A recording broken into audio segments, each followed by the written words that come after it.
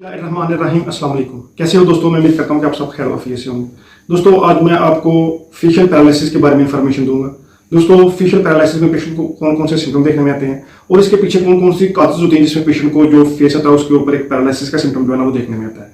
और लास्ट में मैं आपको होम्योपैथिक मेडिसिन बताऊंगा जो कि बहुत ही अच्छा वर्क करती हैं। कुछ राइट साइड मेडिसिन है और कुछ लेफ्ट साइड मेडिसिन है और ऐसे तमाम केसेस में ये मेडिसिन बहुत ही अच्छा वर्क करती हैं।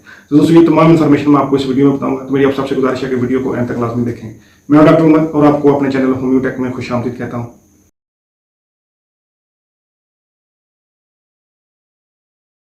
फेशियल पैरालिसिस इसमें अक्सर का जो पेशेंट होता है उसका एक साइड चेहरे का या चेहरे की दूसरी साइड जो है ना वो इफेक्ट होती है। यानी दोस्तों ये एक पैरालिसिस है जिसमें कभी कभार चेहरे की एक साइड भी मुतासर हो सकती है, दूसरी साइड भी मुतासर हो सकती है, या फिर पूरा चेहरा भी जो है ना वो इस पैरालिसिस से जो है ना वो मुतासर हो सकता है। दोस्तों सबसे पहले मैं आपको आसान वे में समझाने की कोशिश करता हूँ कि कैसे हमारे चेहरे की एक साइड मुतासर होती है या दूसरी साइड मुतासर होती है या पूरा फेस जो है ना वो मुतासर होता है। तो दोस्तों तो दरअसल ये है कि हमारे जो माइंड होता है इससे जो है ना वो 12 क्रिनियल नर्व जो है ना वो निकलती हैं। दोस्तों 12 क्रिनियल नर्व जो है ना वो हमारे फेस में आती हैं। ये मुख्तलिफ किस्म की नर्व होती हैं, यानी इसमें कुछ स्मेल की नर्व होती हैं, कुछ टीएच की नर्व होती हैं, जो नर्व होती हैं उसके साथ कुछ जो है ना वो जुबान की नर्व होती हैं, कुछ जो हमारा इसोफेगस होता है, हमारा खाना निकलता है उसकी नर्व होती हैं, साथ कुछ जो है ना वो स्कल की नर्व होती हैं, कुछ ईयर्स की नर्व होती हैं। और दोस्तों 12 क्रिनियल नर्व में जो 7th नंबर की नर्व होती है वो होती है फेशियल नर्व।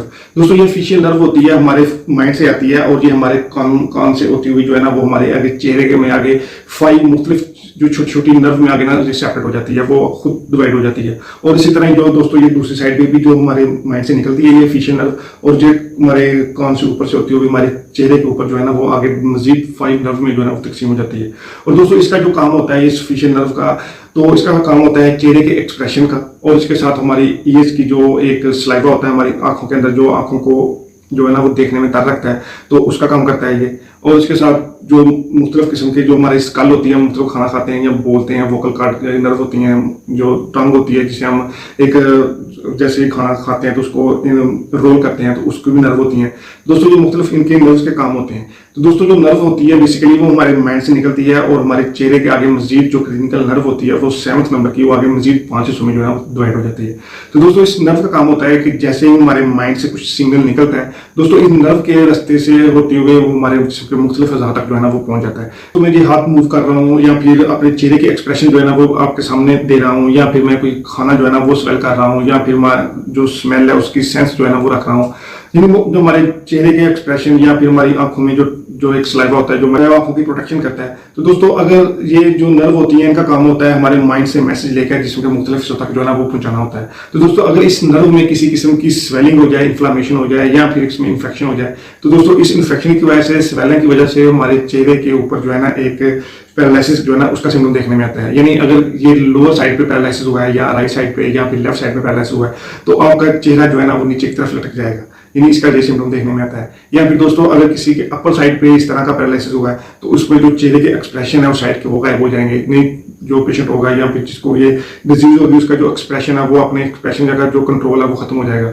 या फिर जो अपर आईलिड होगी जिस साइड पे पैरालिसिस हुआ है अगर उसकी अपर आईलिड्स की जो नर्व है उसमें अगर उसकी कमजोरी देखने में आती है या उसकी एक डिजनरेशन होगी हो तो उसमें जो अपर आईलिड्स की जो आईज की जो मूवमेंट होती है या आईज को बंद करना और खोलना होता है उसकी जो फंक्शन है वो खत्म हो जाएगी। अगर इस तरह दोस्तों दूसरी साइड में इस तरह हो तो इस तरह का फंक्शन जो सिम्टम है वो दूसरी साइड में भी आपको जो है ना वो दिखाई देंगे। दोस्तों उसी तरह अगर आपकी ये नर्व जो है ना अगर किसी ईयर्स की नर्व जो है ना उसमें कमजोरी देखने में आती है या फिर किसी किस्म की डिजनरेशन होती है तो दोस्तों उस जो है ना वो देखने में आता है, या फिर ईयर्स में पेन का सिम्टम जो है ना वो देखने में आता है। अगर किसी को टंग का पैरालाइज हुआ है यानी जुबान का पैरालिसिस हुआ है तो उसको खाना निगलने में, खाना हजम करने में या खाना स्वेल करने में जो है ना एक दिक्कत देखने में आती है। और दोस्तों उसको मुंह में जो सलावा की प्रोडक्शन है वो भी मुतासर हो सकती है और उसको साथ बोलने में भी दुश्वारी आ सकती है। दोस्तों अगर किसी ये डिपेंड करता है कि कौन सी नर्व जो है ना वो कितना डैमेज हुई है और उस नर्व की डैमेज होने के साथ साथ कौन सी नर्व डैमेज हुई है उसके साथ अकॉर्डिंग जो है ना वो पेशेंट को उस तरह के सिम्टम जो है ना वो देखने में आते हैं। तो दोस्तों कुछ जो पैरालिसिस होते हैं वो लोकलाइज्ड भी होते हैं, जिसमें जो हाथ का पैरालिसिस है या फिर आईलाइड्स का पैरालिसिस है या फिर जो है ना वोकल कॉर्ड का पैरालिसिस है या फिर फेस का पैरालिसिस है। ये दोस्तों कुछ पैरालिसिस जो है ना वो लोकलाइज्ड भी होते हैं, यानी वो खास क्लियर पैरालिसिस होते हैं। यानी अगर किसी को जस्ट एक लोअर लिम्स का पैरालिसिस है या फिर आर्म्स का पैरालिसिस है, या फिर जो वोकल बोलना, उसका बोलना दुश्वार है, या फिर उसको खाना निकलना वो मुश्किल है। दोस्तों ये कुछ पैरालिसिस होते हैं जो कुछ लोकलाइज भी होते हैं, और इसके जो सिम्टम होते हैं वो अकॉर्डिंग टू नर्व होता है उसके ऊपर डिपेंड करता है कि जो नर्व है वो कितनी उसकी जो है ना वो डैमेज हुई है, या फिर किस सतह में जो है ना वो डैमेज हुई है, उस अकॉर्डिंगली और उस एरिया की जो मुख्तलिफ किस्म की जो इंसान को के सिम्टम है उनमें वो जो है ना वो कमी देखने में आती है। तो दोस्तों अब मैं आपको बताता हूँ कौन कौन सी काजेज होती हैं जिसमें पेशेंट को जो है ना एक फेशियल पैरालिसिस का सिम्टम जो है ना वो देखने में आता है। तो दोस्तों जो मैंने आपको पहले ही बताया कि जो फेशियल पैरालिसिस होता है ये हमारे माइंड से जनरेट होता है, और माइंड से जो क्लिनिकल नर्व है हमारे फेस में आती हैं, और आगे मुख्तलिफ किस्म के एक्सप्रेशन जो है ना उसके साथ ईयर्स में, बोलने में, खाना स्वेल करने में जो है ना इसके सिम्टम देखने में आते हैं। तो दोस्तों अगर किसी के हेड पे जो है ना वो ट्रामा हुआ है, यानी उसका ब्लड का फ्लो जो है ना वो मुतासर हुआ है, तो ऐसे केस में ये आपको फेशियल पैरालिसिस का सिम्टम जो है ना देखने में आ सकता है। और उसके साथ दोस्तों अगर किसी पेशेंट को इंजरी हुई है या फिर स्ट्रोक हुआ है तो उसके केस में भी आपको फेशियल पैरालिसिस का सिम्टम जो है ना वो देखने में आ सकता है। यानी अगर किसी पेशेंट को स्कल वाले रीजन पे चोट लगी है या फिर इंजरी हुई है तो ऐसे केस में भी आपको फेशियल पैरालिसिस का सिम्टम जो है ना देखने में आ सकता है। दोस्तों ये सिम्टम जो है ना वो एक साइड में भी देखने में आ सकते हैं और दूसरी साइड में भी देखने में आ सकते हैं। ये कोई मकसूद या फिर पूरा फेस भी इस पैरालिसिस जो है ना वो मुतासर हो सकता है। और दोस्तों उसके बाद अगर किसी के नेक वाले रीजन पे या फिर हेड पे किसी किस्म की जो ग्रोथ है यानी रसोली है, तो ऐसे केस में भी जो है ना आपको इस तरह का जो स्केल फेशियल पैरालिसिस का सिम्टम जो है ना वो देखने में आ सकता है। और उसके साथ दोस्तों कुछ जो ऑटोइम्यून डिजीज है यानी गिलनी बेरी सिंड्रोम है या फिर मल्टीपल स्क्लेरोसिस का इशू है, तो ऐसे केस में भी आपको जो है ना फेशियल पैरालिसिस का सिम्टम जो है ना वो देखने में आ सकता है। उसके बाद दोस्तों अगर किसी पेशेंट को फेशियल नर्व में जो है ना वायरल इन्फेक्शन हुआ है तो ऐसे केस में भी आपको फेस पे ऊपर जो है ना एक पैरालिसिस का सिम्टम जो है ना देखने में आ सकता है। और उसके बाद दोस्तों कुछ जो है ना अक्सर पेशेंट जो है ना वो बाइक राइड करते वक्त या किसी सफर में जो है ना वो ठंडी हवा का सामना करना पड़ता है, तो ऐसे केस में भी आपको फेशियल वाले रीजन पे जो है ना एक पैरालिसिस का सिम्टम जो है ना वो देखने में आ सकता है।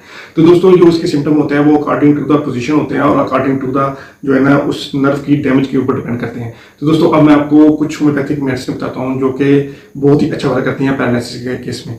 दोस्तों ये पैरालिसिस मोस्टली हमारे हेड के साथ लिंक होता है। तो दोस्तों अगर आपको राइट साइड का पैरालिसिस है या फिर लेफ्ट साइड का पैरालिसिस है तो ऐसे केस में आप बहुत ही अच्छा वर्क करती है होम्योपैथिक मेडिसिन कास्टिकम। दोस्तों ये बहुत ही अच्छा वर्क करती है हमारे नर्वस सिस्टम के ऊपर और उसके साथ हमारे राइट साइड पैरालिसिस के ऊपर और लेफ्ट साइड पैरालिसिस के ऊपर। तो अगर किसी पेशेंट को दोनों साइडों का पैरालिसिस है या फिर नर्वस सिस्टम का इशू है तो ये मेडिसिन आपने जरूर इस्तेमाल करनी है, इससे आपको बहुत अच्छा जो है ना वो फायदा होगा। और इस मेडिसिन को आप इस्तेमाल करने से आपका पैरालिसिस भी ठीक होगा और उसके साथ आपको नर्वस सिस्टम की जो कमजोरी है उसमें भी आपको आराम मिलेगा। उसके बाद दोस्तों सेकंड मेडिसिन बहुत ही अच्छा वर्क करती है पैरालिसिस के केस में, वो है हाइपेरिकम। दोस्तों हाइपेरिकम बहुत ही अच्छा वर्क करती है नर्व की डैमेज के ऊपर। यानी दोस्तों पैरालिसिस दरअसल नर्व की कमजोरी है या नर्व का डैमेज हो जाना होता है। दोस्तों ये मेडिसिन नर्व की कमजोरी के ऊपर और नर्व की जनरेशन के ऊपर बहुत ही अच्छा वर्क करती है। दोस्तों अगर किसी पेशेंट को राइट साइड पैरालिसिस है या फिर लेफ्ट साइड पैरालिसिस है तो दोस्तों ये मेडिसिन बहुत ही अच्छा वर्क करती है दोनों पैरालिसिस के केस में। तो दोस्तों आपने ये मेडिसिन लाजमी इस्तेमाल करनी है और इससे आपको बहुत ही ज्यादा जो है ना वो सुकून महसूस होगा पैरालिसिस के केस में। दोस्तों जो थर्ड मेडिसिन पैरालिसिस के केस में बहुत ही अच्छा वर्क करती है वो है जेलिसियम। दोस्तों जेलिसियम ऐसे केस में बहुत ही अच्छा वर्क करती है जब आपके लिम्स में या फेस पे या फिर हेड पे या फिर किसी भी जगह पे पैरालिसिस हुआ है तो उसमें आपको एक सुनपन टिंगलिंग का एहसास जो है ना वो होता हो और उसके आपके जो हाथ हैं या फिर आपका जो फेस है या फिर आपकी आईलिड्स हैं या फिर आपका जो हेड है उसमें एक सुनपन का एक टिंगलिंग का एहसास जो है ना वो देखने में आता हो। दोस्तों जो है ये एक नर्व की डिजनरेशन होती है, नर्व की डैमेज हो जाना होता है, तो नर्व की डैमेज की वजह से उस जगह पे उस एरिया पे जो है ना सेंसेशन का एहसास जो है ना वो बिल्कुल खत्म हो जाता है। तो उसकी वजह से पेशेंट को जो है ना एक नमनस, एक सुनपन और एक टिंगलिंग का एहसास जो है ना देखने में आता है। तो दोस्तों ये मेडिसिन भी आपकी बहुत ही अच्छा वर्क करती है अगर आपको राइट साइड का पैरालिसिस है या फिर लेफ्ट साइड का पैरालिसिस है। तो दोस्तों ऐसे केस में आपको जेलिसियम मेडिसिन बहुत ही अच्छा वर्क करती है पैरालिसिस के केस में। दोस्तों इसके अलावा भी कुछ होम्योपैथिक मेडिसिन है जो कि एज पर सिम्टम जो है ना वो पैरालिसिस के केस में बहुत अच्छा वर्क करती हैं। मेरी गुजारिश है कि आप कोई भी होम्योपैथिक मेडिसिन जो है ना वो आप किसी नज़दीकी होम्योपैथिक प्रैक्टिशनर से जो है ना वो तजवीज़ करके इस्तेमाल करें। दोस्तों मैं उम्मीद करता हूँ कि आपको ये वीडियो पसंद आई होगी। मेरी आप सबसे गुजारिश है कि वीडियो को शेयर करें, चैनल को सब्सक्राइब करें और बेल आइकन लाजमी दबाएं। थैंक यू, अल्लाह हाफिज़।